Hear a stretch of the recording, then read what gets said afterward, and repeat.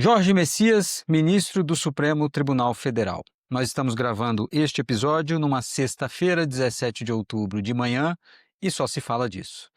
O que será o Supremo com mais um indicado de Lula e sendo este o indicado? Eu sou Felipe Recondo, este aqui é o Sem Precedentes. Se você quer mais conteúdo sobre o Supremo Tribunal Federal, clique aqui no sininho, se inscreva no canal, nos avalie positivamente na sua plataforma de podcast. Comigo aqui para falar sobre esse assunto que é muito amplo estão Juliana Cesário Alvim, Ana Laura Barbosa e Tomás Pereira. Mas eu vou começar por você, mas antes eu faço aqui um comentário sobre Jorge Messias, né? Primeiro de tudo, e acho que é um fator mais objetivo, ou dois fatores muito objetivos, é um advogado-geral da União que tem uma posição política assumida muito clara e talvez tenha sido desde Toffoli, de Dias Toffoli, um advogado da União com maior participação em debates políticos e se colocou como um debatedor político junto ao governo. Até uma vez mencionei para o próprio ministro Messias que quando o AGU está fazendo política dessa forma desabrida, diz muito das incapacidades e dos problemas do governo. Então, esse é um primeiro fator objetivo, alguém que dessa posição fez muita política e faz muito discurso político. Quem quiser, entre nas redes sociais do ministro Jorge Messias e vai ver muita política lá. O segundo fator objetivo ele é muito novo, ele tem 45 anos de idade e, portanto, com a idade da expulsória em 75 anos, 30 anos de Supremo Tribunal Federal. Vai ser o ministro, além de ser o mais recente no Supremo, o mais novo no Supremo, não é o mais novo da história, mas é bastante novo, portanto, alguém para ficar bastante tempo no Supremo Tribunal Federal. E aí alguns outros pontos. Me parece dessa composição do Supremo, que Messias vai se alinhar mais naturalmente, em termos de comportamento. A gente sabe que esses alinhamentos são conjunturais, mas é o ministro Cristiano Zanin. E a gente viu nesses últimos dias algumas tentativas de ministros do Supremo de ponderarem junto ao presidente que indicasse Rodrigo Pacheco e não Jorge Messias. E isso, três ministros do Supremo fizeram isso de uma forma que a imprensa tratou de forma categórica, né? Ministro Alexandre, ministro Gilmar Mendes e ministro Flávio Dino. E o ministro Zanin teria dado, de acordo com algumas fontes do governo, uma posição, uma opinião em outro sentido, de que talvez o melhor candidato fosse Jorge Messias. Um ponto adicional: Jorge Messias é evangélico, chega ao Supremo com essa posição que nós sabemos importante. Nós vimos nessa semana um encontro de lideranças evangélicas com o presidente Lula, certamente já para referendar essa indicação. Então, nós temos esse quadro no Supremo hoje. E tem um problema, nós não sabemos, né, Juliana, Ana Laura e Tomás, nós não sabemos exatamente o que Zanin, o que Jorge Messias pensa sobre várias questões sensíveis. Nós vimos pareceres dele como advogado-geral da União, nós vimos manifestações dele em processos sensíveis, como uberização, fornecimento de medicamentos, também sobre fake news e atuação da própria Advocacia Geral da União no combate a fake news, mas a gente não sabe como ele se posiciona em relação a limites na atuação do poder do próprio Supremo Tribunal Federal. Aposta-se que ele talvez seja mais deferente em relação ao Congresso Nacional, mas a gente sabe que o Supremo como um todo não é tão deferente assim. Então, nós temos uma incógnita pela frente. Temos algumas linhas escritas sobre Jorge Messias, mas, como sempre, eu acho, é pouco. É o que tem se dito, é o que indica, parece ser esse o caminho que vai seguir. Mas se for, né, e nessa linha, a gente vê um padrão que é um padrão específico do Lula 3, né, que são nomeações de pessoas próximas a ele especificamente. Né? Então a gente teve a indicação do Zanin, Cristiano Zanin, foi seu advogado pessoal, a indicação do Flávio Dino, alguém politicamente ligado ao Lula há bastante tempo, mas mais especificamente vai ser o ministro da Justiça, e agora seria um AGU que passou por governos anteriores, que foi subchefe da Casa Civil. Né? Então acho que uma primeira coisa é um perfil específico de nomeação que a gente tem notado como sendo o perfil específico do Lula. Também acho que, se a gente for olhar de maneira mais ampla, e pensando sobre o Supremo, que dá para saber, algumas coisas me chamam a atenção. Né? Uma é um caminho para a nomeação para o Supremo existente, antigo, que já aconteceu outras vezes, esse caminho que passa pela, né, subchefia de assuntos jurídicos da Casa Civil, pela AGU, termina na nomeação. O Jorge Messias, se ele for nomeado de fato, ele vai ser o terceiro ministro dessa composição. Simultaneamente, a gente vai ter 3 ministros lá sentando que tem exatamente esse perfil. Né? O ministro Toffoli teve exatamente esse tipo de perfil, foi um AGU, e o ministro Gilmar Mendes, que também foi subchefe de assuntos jurídicos, depois da AGU, e foi nomeado pelo presidente Fernando Henrique Cardoso. Então, isso é um caminho de nomeação, a gente sabe, assim como há outros, né, um caminho que passa pelo STJ, tem um caminho que passa por Ministério da Justiça, tem caminhos que passam, às vezes, pela PGR, né, alguns caminhos que a gente sabe de pessoas que nessa elite jurídica que vão se ganhando, construindo um currículo que o coloca em posições de ministráveis, nomeáveis, digamos assim, então não tem algo específico de surpreendente nisso. Chama a atenção que a gente vai ter esse perfil, né? Então, você falou sobre deferência ao Congresso, e talvez até tenha algum grau de deferência, não sei, mas é alguém que passou pelo Executivo e tem a experiência de dentro do Executivo, de pensar orçamento, política pública, quais são as realidades, que é um dos temas que o Supremo decide muito, né? O Supremo decide muito sobre isso. E de pensar também, Tomás, e desculpe te interromper, mas de pensar também das limitações que o governo hoje tem na relação com o Congresso Nacional e como o Congresso consegue travar pautas que Que é até são um tema da importantes para o semana, governo. né? Exatamente, o ministro Zanin liberou para a pauta essa semana o julgamento de uma ação que diz respeito exatamente à desoneração. Então a gente sabe que isso acontece. Digamos que os caminhos profissionais, tem 2 tipos de coisa. Né? Um é você imaginar algum tipo de simpatia ideológica ou política com quem nomeia, mas também para quem estuda comportamento de ministro supremo, um dos caminhos de estudo às vezes é o perfil a partir da carreira. Né? E o Supremo tem esse perfil de pessoas que passaram especificamente pela AGU, ou se não necessariamente pela AGU, pela advocacia pública. E é um perfil. A ministra Carmen Lúcia, né, que foi procuradora-geral do Estado de Minas Gerais, o ministro Fachin, que veio da advocacia pública, o ministro Barroso, que saiu, inclusive a gente teria alguém que acabou de sair, que tem esse perfil, e a gente às vezes nota que essas pessoas às vezes têm algum tipo de conhecimento que afeta, ou de viés, que afeta às vezes como eles decidem. Então, eu ficaria muito atento a temas que envolvem orçamento, a temas que envolvem questões tributárias, questões previdenciárias, questões. Às vezes você vê uma convergência de ministros nesse tipo de questão. Eu acho que isso é uma coisa que eu ficaria atento e a gente teria isso no Supremo, e de fato. E também, talvez especificamente, temas que envolvem funcionários públicos. Né? O Supremo, um dos temas que o mais decide é sobre funcionário público, sobre vantagens, sobre equiparação, sobre quinquênio, sobre esse tipo de coisa que, de novo, é o dia a dia da advocacia pública e também da experiência vivida dessas pessoas. Né? Para além disso, você falou sobre juventude, eu acho que é um tema que a gente pode falar, nomeação, um Supremo que está ficando mais jovem nas últimas nomeações. Se a gente pega, né, todas as últimas nomeações, as últimas 5, né, Cássio Nunes, André Mendonça, Dino, Zanin, agora seria o Jorge Messias. É um Supremo que fica mais jovem, são ministros que vão ficar muito tempo no Supremo, isso também tem um efeito para a gente pensar. Zanin, O próprio ministro Alexandre, exatamente, o ministro Alexandre também já teria esse perfil. Acho que é algo para a gente pensar em relação a isso. E eu o próprio chamaria ministro atenção Alexandre para as também. incógnitas, O como ministro você Alexandre disse. Né? Não é alguém cuja a biografia, a trajetória, não necessariamente fornece informações sobre outros temas. Porque mesmo posições que ele teve enquanto advogado público, você sabe que ele está defendendo um cliente que é o governo. Não é necessariamente a função dele ali. Como que essa pessoa decidiria de outra maneira? Eu chamaria atenção para isso comparativamente, que nos últimos anos, nos Estados Unidos, o caminho mais comum, um caminho particularmente comum para a nomeação para o Suprema Corte dos Estados Unidos é a nomeação de juízes federais, né, de segunda instância, de tribunais federais, né, circuit courts. Por quê? Por 2 motivos. Um, porque para você ser nomeado para um tribunal federal, você tem que ter passado pelo Senado, então isso é um bom teste. Se a pessoa já foi confirmada pelo Senado uma vez, ela vai ser apresentada de novo.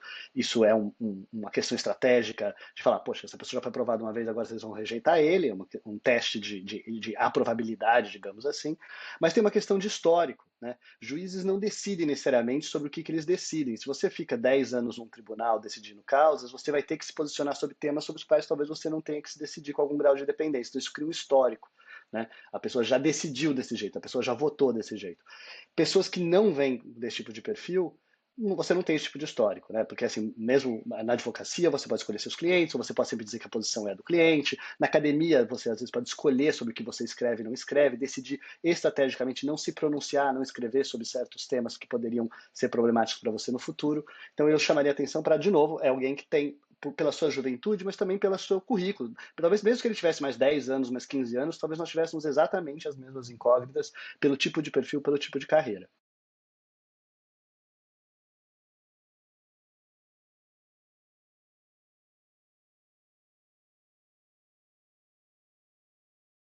Ana Laura Barbosa, o Jair Messias não, é outro Messias. Jorge Messias, os dois, inclusive J e Messias, eu vou me confundir eternamente. Vamos lá, Jorge Messias no Supremo, o que que isso pode significar? E veja, até alguns pontos, né, Ana, a gente estava falando de idade, outras coisas todas, se fosse Pacheco também, alguém muito novo, alguém com essa forte veia política, talvez Jorge Messias, inclusive, pudesse ir para uma carreira política, após a AGU, se não houvesse essa vaga no Supremo, tinha eleição ano que vem. Mas, enfim, o que que significa Jorge Messias neste Supremo? A Felipe, Juliana, Tomás, na minha visão, reforça um pouco alguns pontos que já foram colocados pelo Tomás, né? Nesse momento, há mais dúvidas do que certezas sobre o que esperar do Jorge Messias no Supremo. Um pouco por conta de se tratar de uma pessoa jovem, mas um pouco também porque olhando, por exemplo, do currículo Lattes, nas publicações, ele não tem um grande histórico acadêmico de pontos, de temas que foram defendidos, né? Saíram algumas matérias discutindo o doutorado dele, que foi apresentado, defendido no ano passado, que trata do papel da AGU e variados temas, e tem algumas considerações sobre o qual seria a relação entre o Supremo e governo, mas claro, num contexto no qual esse doutorado foi defendido quando ele já era AGU, e não acho que esse doutorado e as considerações feitas nesse doutorado possam ser usadas como parâmetro para inferir quais são as crenças dele a respeito do papel do governo, do papel do Supremo. Até porque eu acho que esses parâmetros do que foi defendido pela pessoa que se torna ministro são relevantes na medida em que, se uma pessoa, um sujeito já tem uma trajetória muito longa, seja na academia, seja profissional, já se pronunciou publicamente sobre certos temas, eh, isso vai ser uma constrição para ele, na medida em que ele não vai querer, já mostrou um compromisso com esses temas e ele não vai querer, deixar de ter esse compromisso com os temas que ele já se apresentou como grande defensor. E eu não acho que seja o caso dos poucos pontos de posicionamento que a gente tem com relação a Jorge Messias. Então, de fato, me parece um pouco uma folha em branco do que esperar nos principais temas de direitos fundamentais, de limites ao poder. E as indicações que a gente tem, até na posição como a AGU, não refletem necessariamente o posicionamento pessoal dele, né, o Tomás falou isso no final da fala dele. Como AGU, ele tem a obrigação de defender a lei, ele tem a obrigação de advogar, pelo governo, não mostra necessariamente que esse vai ser o posicionamento dele. Agora, claro, a trajetória dele, alinhada ao PT, alinhada ao governo, talvez possa dar uma pequena indicação de que, eh, possa se mostrar um ministro que auxilie na governabilidade, né. E aí sim, talvez seja a única certeza que a gente tem, né, como ele vai votar em pautas, de direitos fundamentais, como ele vai votar em pautas penais, essas coisas são incógnitas, mas talvez o mínimo de certeza ou a indicação que a gente tenha é que talvez ele faça um papel que tem sido relevante para o governo de, advogar pela governabilidade, de exercer essa mediação entre executivo e legislativo, sobretudo considerando que a relação entre, presidente e legislativo sido cada vez mais, eh, tem tido cada vez mais tensão, tem sido cada vez mais difícil, E o executivo tem muitas vezes e muito mais recorrido ao Supremo para destravar esses obstáculos do legislativo, né. E aí a gente pode discutir o quanto isso é é ruim, eu acho que isso é ruim, é um indício ruim da governabilidade. Eu não acho que o papel do Supremo seja destravar as relações executivo-legislativo, mas fato é que isso tem ocorrido e talvez, a seleção do nome tenha levado esse ponto em consideração. E eu arrisco, Ana, a dizer que eu concordo plenamente contigo sobre governabilidade, mas afinal de contas ainda é um advogado da União que está entrando.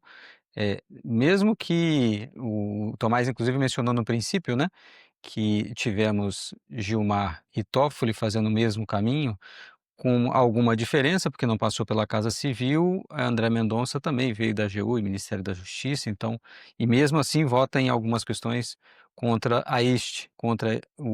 as pautas deste governo. Mas eu arrisco dizer que Messias tem uma proximidade muito grande com as pautas do PT. E isso eu acho que a gente pode ter uma expectativa mais do que muito mais, né, porque Zanin não era alguém ligado ao PT, tinha nenhuma ligação com o partido e com as pautas do partido. Messias tem. E isso acho que é importante para a gente pensar nos outros assuntos. Juliana, queria te ouvir, inclusive, sobre isso. Felipe, eu ia pegar exatamente esse gancho. Eu ia falar que, no caso do Cristiano Zanin, essa dimensão da economia, né, do papel do Estado na economia, do papel do Supremo com relação a direitos sociais, era e talvez ainda seja em alguma medida uma incógnita, né. E com o Jorge Messias isso não parece ser.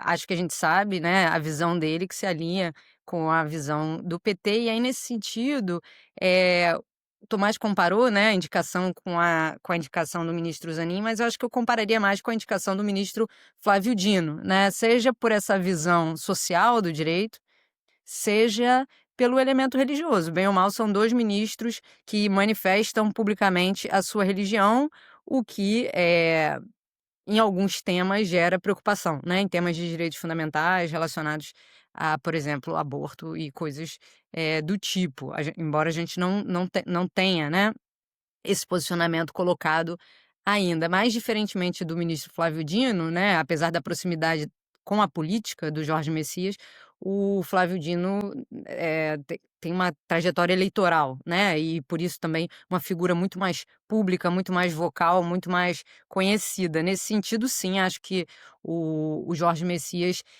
pode ser talvez comparado ao ao Cristiano Zanin, por conta de uma maior discrição, né. Eu fui dar uma olhada aqui nas publicações dele, ele fez algumas publicações no site do grupo Prerrogativas, né, eu fui ver sobre o que ele escreveu. Muitas postagens relacionadas ao papel da AGU, o que é natural, né, mostrando ali uma defesa institucional e um entendimento da instituição. Eh Algumas postagens sobre democracia, 8 de janeiro, normalidade democrática, então essa preocupação também. E achei interessante uma postagem sobre meio ambiente, né, os crimes de Mariana e Brumadinho, em que ele se posiciona de uma maneira enérgica, o que parece bastante alinhado com essa visão, né, com relação a direitos coletivos, direitos difusos, mas interessante o posicionamento dele ali, bem explícito, bem público com relação a isso.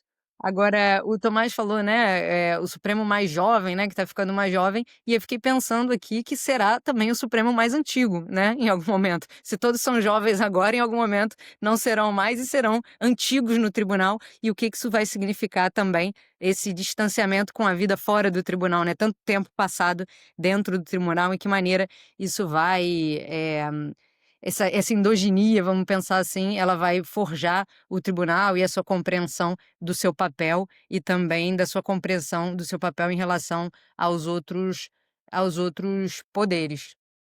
A gente está vendo uma mudança geracional, né? Uma mudança geracional progressiva. A gente já viu o ministro Celso sair, o ministro Marco Aurélio. A gente está tão acostumado a falar de Supremo e acompanhar o Supremo há tanto tempo que para a gente é natural.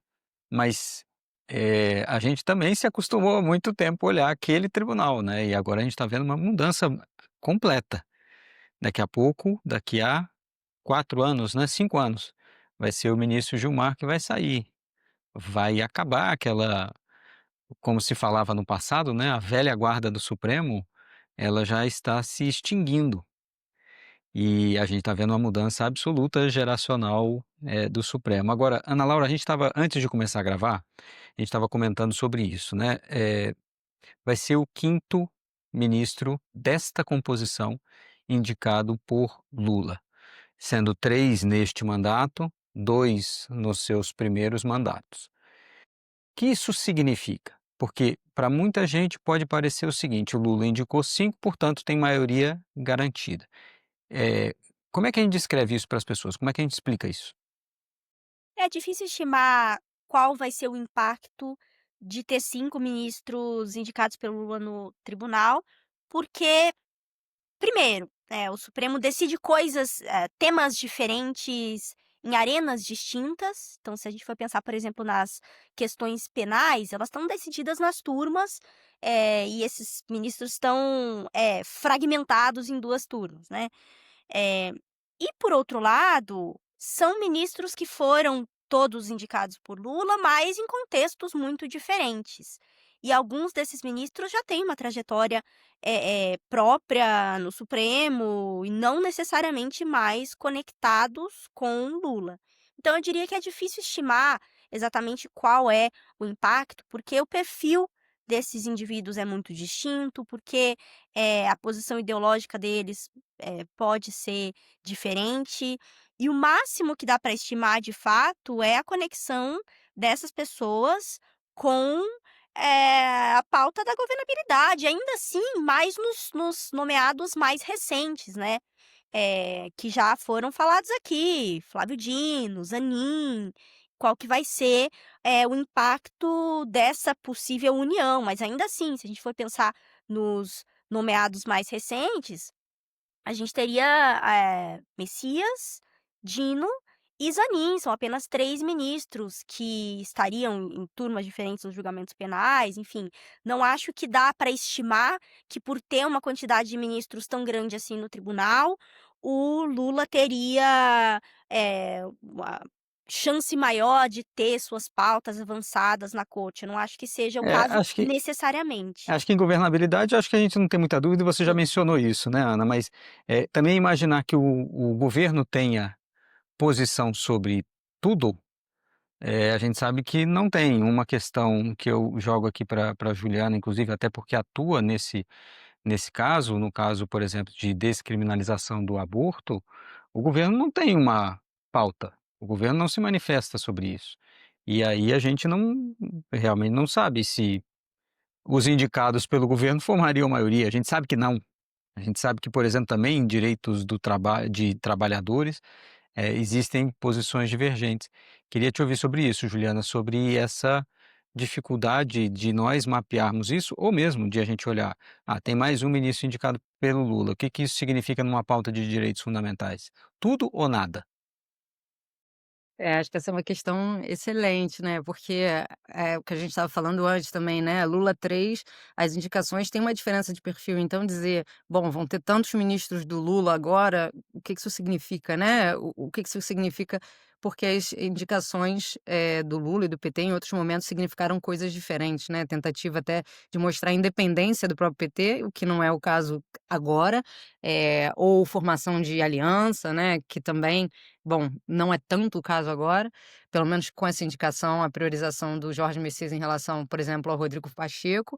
E com relação a direitos fundamentais, esse alinhamento parece também não ser o elemento número um, né, desse alinhamento, como a Ana Laura estava sinalizando aí. Mas a gente viu, né, ao longo da história aí do Supremo pós-88, um certo alinhamento, e estava pensando muito nisso recentemente, olhando os casos, a jurisprudência do Supremo de mulheres e direitos LGBTQIA+, né, um alinhamento do Supremo com a pauta do governo federal, né, como que os avanços que houve foram em momentos em que o governo federal estava apontando para esses avanços. É claro que teve alguns momentos de dissonância, mas eu acho que naquela ideia que, Felipe, você sempre levanta, né, que o tempo do judiciário, do Supremo, é um tempo um pouquinho diferente, né, da política. Parece que o Supremo está sempre um pouco atrás, mas que acaba se alinhando em algum momento, né? Então, até com essa pauta direitos das mulheres e direitos LGBT, embora tenha havido decisões de confronto, né? E aí, claro, LGBTfobia acho que é o marco ali. Em seguida, você vê recalibramentos, né? Capitulações do tribunal, voltando atrás, deixando de julgar certos casos, não enfrentando questões consideradas mais controversas. Então, esse alinhamento ele existe. Então, acho que esse ponto ele é muito relevante, no sentido de que o governo não está claramente empenhado nessa agenda, aí vamos pensar aborto, né? Não facilita que o Supremo, não favorece, pelo menos à luz da história que a gente tem, que o Supremo vá capitanear essa pauta, né? Gera uma dificuldade muito maior para que o tribunal saia na frente, né? Então é um pouco difícil esperar isso. Claro, independentemente das considerações que a gente possa fazer com relação a qual é o papel de uma corte e o que se espera de uma corte, né? Que seria atuar em defesa desses direitos, a princípio, né? Sua própria razão de existir, em certa medida. Mas olhando ao longo da história aí das últimas décadas, esse alinhamento ele tem sido crucial, né? Mas, Juliana, queria continuar contigo e depois ouvir a Ana Laura, Tomás também, para a gente caminhar para uma reta final aqui. Novamente, uma demanda sobre indicação de uma mulher para o Supremo. Isso volta, mas tardiamente, né? Já praticamente com o nome fechado, a gente sabia que Messias era o candidato, já estava na cabeça do presidente, o presidente se reuniu com lideranças evangélicas, o que já demonstra, e Jorge Messias juntos, já demonstra que essa indicação estava já traçada desde a semana passada, mas novamente houve essa demanda por uma indicação de uma mulher para o tribunal. E aí já se fala, né, o seguinte: não, na vaga da ministra Carmen Lúcia não vai ter para onde fugir. Então a gente vai ficar com uma mulher só para sempre no Supremo. Então queria te ouvir sobre isso, o que se faz diante de um negócio desse e acho que um pouco mais. A gente sempre falou aqui, né, Tomás, Juliana e Ana Laura, que as indicações de Lula eram com base em confiança. E a gente sempre disse, tem uma limitação, as mulheres não conseguem chegar a esse espaço de poder por inúmeras razões. Mas também é responsabilidade do presidente furar esse espaço, ele trazer a indicação. E isso eu acho que ninguém está cobrando dele. A gente está só cobrando ou dizendo de um problema estrutural que as mulheres não acessam esse espaço de poder, portanto, não há ninguém da confiança do presidente. Presidente, se vire e ache. Mas queria te ouvir sobre isso, Juliana. Não, Felipe, estou totalmente alinhada com você. Eu acho que primeiro, o presidente sabe que é o papel dele porque ele fez isso em outros momentos, né? E avançou isso por meio das suas indicações. E essas coisas não se excluem, né? A manutenção da pluralidade de perspectiva, do elemento de diversidade e esses outros fatores que estão sendo relevantes ou cruciais para o governo nesse momento. Então, é problemático colocar o peso nisso como se uma coisa excluísse a outra, né? E acho que tem um elemento que me preocupa muito desse debate, essa vaga da ministra Carmen Lúcia, né? O famoso, o piso que vira o teto, né? A cota que vira o teto, e que a gente vê isso, enfim, toda a discussão sobre ação afirmativa, que é um perigo, né? Você estabelece isso, claro, uma cota informal, mas nesse caso até retroagiu, né? De 2 para 1 nesse momento, que é gravíssimo. Mas desse cenário todo, além da indicação pontual, né, que não tem porquê essa indicação não ter sido feita nesse sentido, não me convencem, né, esses argumentos tanto, mas a mudança do senso comum, né, da possibilidade de se fazer isso e fazer, simplesmente. Acho que há uns anos atrás, e até por consequência das atitudes do próprio presidente Lula nas suas nomeações, né, acho que o senso comum tinha se movido um pouco mais nesse sentido, que era muito difícil ignorar esse clamor aí por representatividade, né? E claro que a gente pode discutir o que representatividade significa, claro que não dá para pensar que todas as mulheres, todas as pessoas negras vão decidir de maneira igual, mas existe sim uma trajetória compartilhada, uma visão e uma perspectiva com relação à sociedade que pessoas que compõem minorias políticas ou que vêm de certas trajetórias podem agregar, sem dúvida, né? Mas então o que me impressiona muito é esse senso comum ou o normal ter tão rapidamente retroagido, né? E essa deliberadamente, né, passar por cima desse fator, desse elemento, desse clamor, ter se tornado tão fácil, quanto eu acho que há poucos anos atrás não era, né? E tinha um ônus maior de fazer um tipo de indicação que ignorasse esse tipo de pedido. E não me parece que esse ônus seja especialmente pesado nesse momento, o que eu acho extremamente lamentável e preocupante também, né? E ainda sobre esse ponto, eu acho que é importante, saber que como a gente tem a perspectiva de que depois das próximas 3 aposentadorias, na próxima legislatura, a gente vai ficar 3 presidências seguidas sem nenhuma nomeação. Isso significa que se a ministra Carmen Lúcia a ministra Carmen Lúcia vai se aposentar em 2029. Se um homem for nomeado para a vaga dela, nós ficaremos mais de 12 anos, 15 anos, pelo menos, sem uma mulher no tribunal. O que é ainda mais preocupante, né? Ou Então, só com uma. ou só com uma. Exatamente. E também é interessante, às vezes a gente esquece, né? E como o Supremo, enfim, há bastante tempo tem sido mais conhecido e mais comentado pelas decisões penais, e isso, enfim, há muito tempo. A gente esquece das ações de direitos fundamentais muito relevantes que estão aguardando julgamento no tribunal, né? A gente tem a discussão sobre eh, terceirização ou pejotização de motoristas de aplicativo, a gente tem a discussão sobre terras indígenas e marco temporal. Tudo bem que isso foi para audiência de conciliação, mas eu duvido que isso vai acabar com o fim da audiência de conciliação.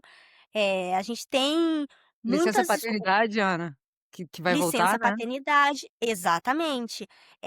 A lei da anistia para crimes permanentes. Então, tem vários casos de direitos fundamentais muito relevantes. Não que mulheres sejam relevantes só em julgamentos de direitos fundamentais, mas para dizer que o perfil em geral de ministros deve levar em consideração essa função que, para mim, é a principal de uma Suprema Corte, que é garantir direitos fundamentais. E, em geral, como a gente fala mais das questões relativas à governabilidade, ao orçamento, a executivo e legislativo, acaba um pouco ofuscado. E mostra mais ainda que seria importante pensar no perfil ideológico, nas características, na representatividade, na diversidade dessa nomeação, que não vem sendo feito e, de fato, como a Juliana falou, não tem sido considerado também como um motivo para se envergonhar de não estar lidando com isso. Eu acho que isso é realmente um problema e a gente, no debate público, tem sempre que reforçar que seria importante levar esses elementos em consideração para uma nomeação. A gente até viu, né, várias listas de pessoas falando sobre candidatas, né? As listas chegam até a ser até tímidas, em razão da quantidade de bons nomes que haveria para essa vaga. Eu lembro de algumas que não apareceram em boa parte dessas listas. Cláudia Sampaio, subprocuradora-geral da República, Silvana Battini, também subprocuradora da República. Claro, a ministra Grace Mendonça, que foi do governo Temer, é um bom nome, hoje advoga, mas evidentemente não seria indicada por um governo Lula, porque foi ministra de Temer.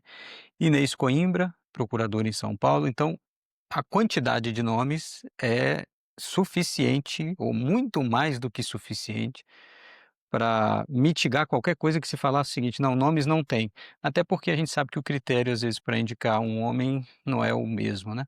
Tomás, para a gente fechar, Não, queria te ouvir sobre isso também. eu acho que do que você acabou de falar, eu acho interessante, né, de que vocês falaram, que esse é um excelente exemplo sobre algumas das questões, sobre como a questão de igualdade de gênero, dentre outras, é uma questão estrutural, né?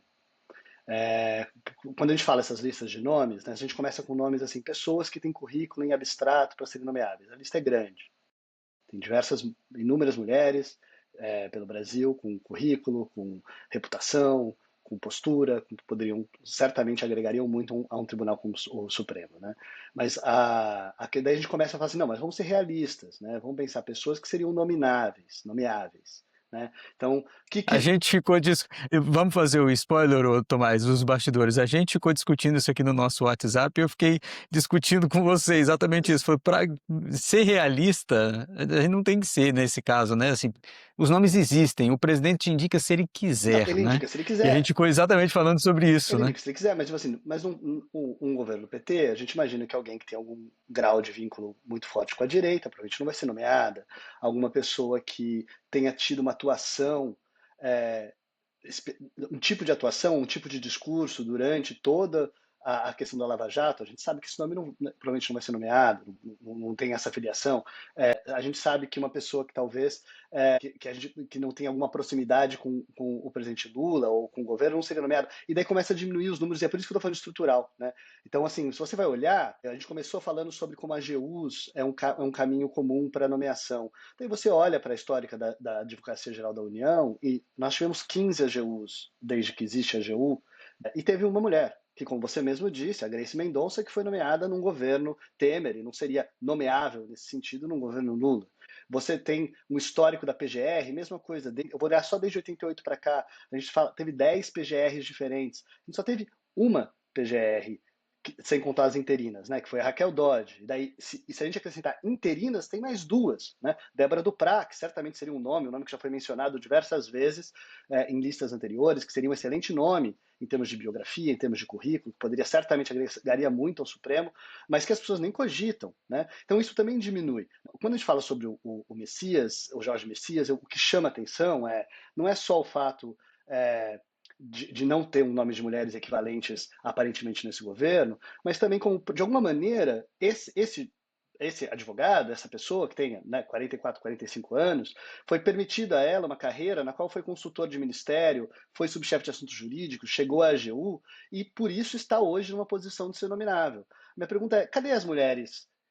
Cadê as subchefes de assuntos jurídicos da Casa Civil? Cadê as mulheres nomeadas para essa posição, que eventualmente viram AGUs, que eventualmente vão assumir posições em outros órgãos e vão.